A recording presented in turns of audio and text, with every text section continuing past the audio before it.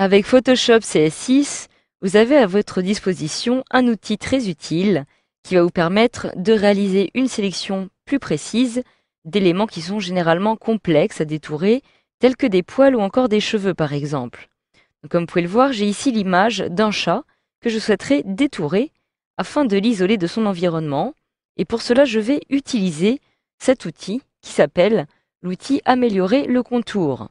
Donc dans un premier temps, dans la palette des calques, je vais dupliquer le calque d'origine afin de conserver une copie de ma photographie. Donc j'ouvre la palette des calques, je retrouve ici mon image, je réalise un clic droit, puis dupliquer le calque. Je peux ici le renommer et je clique donc sur OK pour valider. Donc je le place maintenant tout en haut en première position. Je vais donc travailler sur ce calque. Alors maintenant, à l'aide du lasso ou encore de la plume, je vais pouvoir réaliser une sélection plus ou moins grossière de cet animal en le détourant, donc sans trop m'appliquer. Je vais retrouver ici, par exemple, l'outil de lasso. Je clique dessus. Donc je commence ici. Voilà, je passe ici au niveau du contour du chat. Donc je ne passe pas sur les moustaches, évidemment. Je ne vais pas les détourer une à une. Cela serait trop compliqué. Je peux détourer ici le chat comme ceci. Et je vais donc fermer la boucle. Que j'arrive ici. Voilà, donc je clique à nouveau, je relâche. Et je viens donc d'avoir mon chat qui est désormais détouré. Donc maintenant, je souhaiterais améliorer cette sélection. Donc pour ça, je vais me rendre dans le menu sélection qui se trouve ici. Et je vais retrouver l'outil Améliorer le contour. Je peux d'ailleurs y accéder à l'aide du raccourci clavier Alt plus CTRL plus R. Donc automatiquement, lorsque je clique dessus, j'ai cette petite fenêtre qui apparaît. Donc je vais dans un premier temps fermer le panneau des calques et déplacer cette petite fenêtre sur le côté comme ceci.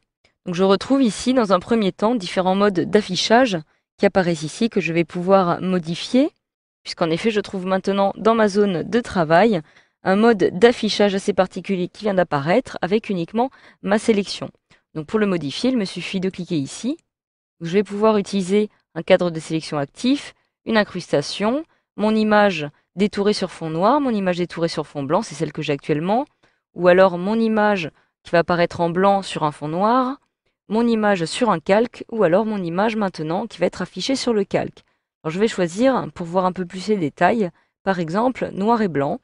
Donc moi je vous conseille vraiment d'utiliser soit ce mode d'affichage-ci, noir et blanc, ou alors celui d'incrustation, de façon à mieux voir justement les petits détails. Je clique alors sur noir et blanc et j'ai donc ici le mode d'affichage qui apparaît.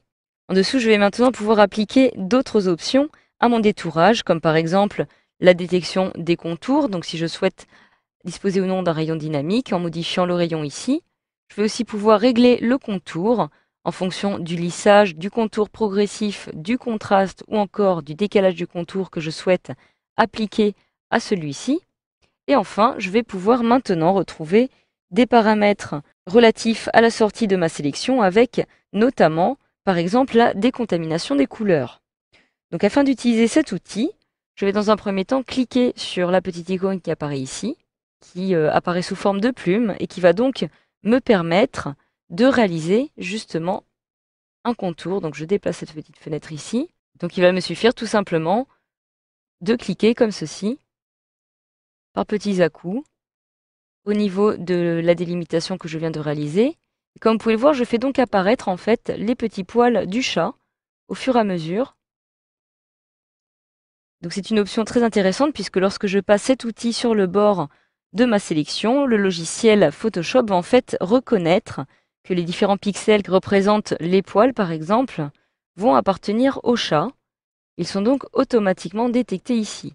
Donc là ici, de la même façon, je peux étirer ma sélection puisque je sais que j'ai un peu plus de poils au niveau des oreilles, comme vous pouvez le voir. Ils sont donc automatiquement reconnus par mon logiciel. Donc je vous conseille de procéder par à-coups. De la même façon, ici je vais les tirer puisque j'avais ici les moustaches de mon chat. Donc je peux tirer des traits un peu plus grands comme ceci afin de les reconnaître et qu'ils soient détectés par mon logiciel.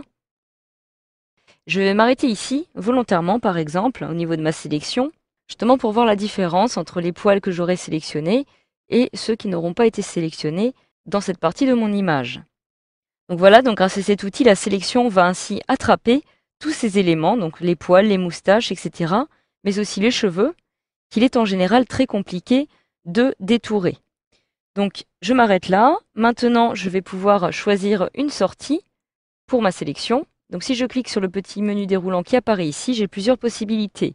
Je peux choisir une sortie sous forme de masque de fusion, nouveau calque avec masque de fusion, nouveau document ou encore nouveau document avec masque de fusion. Je vais choisir une sortie très pratique. Je vais choisir un nouveau calque avec masque de fusion en cliquant ici. J'ai ici la possibilité de mémoriser ces paramètres pour une prochaine sélection et je clique maintenant sur OK.